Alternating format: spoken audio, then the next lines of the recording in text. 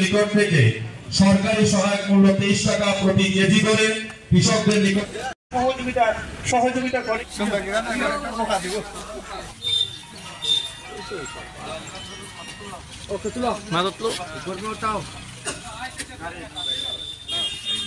যে দাম নিতে আছে সরকারের মাধ্যমে দাম দিচ্ছে তাতে আমরা খুব খুশি।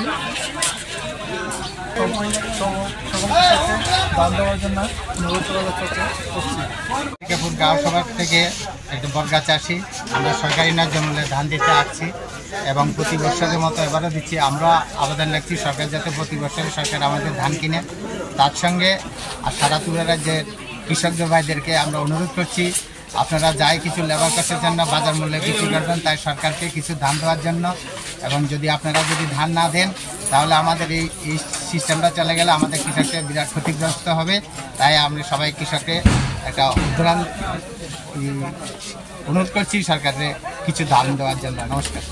আমাদের সরকার প্রতিষ্ঠিত হলে আমরা কৃষকদের কাছ থেকে সহায়ক মূল্যে ধান ক্রয় করবো, কারণ কৃষকদের উপরেই কিন্তু সেই ধানের উপর মানে কৃষির উপরে কিন্তু ভারতবর্ষের অর্থনীতি দাঁড়িয়ে গেছে। এই জায়গায় কৃষকরা বিগত দিন যারাই ক্ষমতায় তাদের আমাদের প্রতিষ্ঠা ফসল একদম নিঃস্ব হয়ে গেছিল। কৃষি ক্ষেত্রে তাদের বিমুখ মুখ ফুরিয়ে গিয়েছিল দীর্ঘদিন শাসনের পরে। কারণ কৃষি কাজ করা যেখানে ধান উৎপাদন হবে সেই ধান বিক্রির জন্য সে টাকা বা যে অর্থ পাওয়া দরকার, লাভাংশ পাওয়া দরকার, সেটা তো হবেই না। প্রত্যেকটা কৃষকের প্রচুর পরিমাণে ক্ষতি হতো, সেখান থেকে কৃষকরা ফিরে এসেছিল।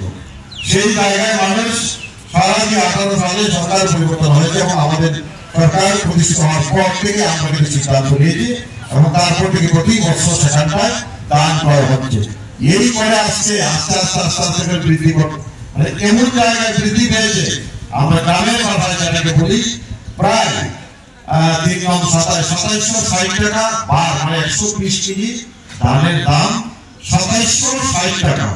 কি ছিল এখানে অনেক উপস্থিত আছে, সবাই অভিজ্ঞতা রয়েছে। 17 সালে 16 সালে 1000 টাকা বার, 1100 টাকা বার, 800 টাকা বার সবাই জানা। আর আজকে কোথায় লেগে গিয়েছে 750 টাকা, মানে প্রায় 3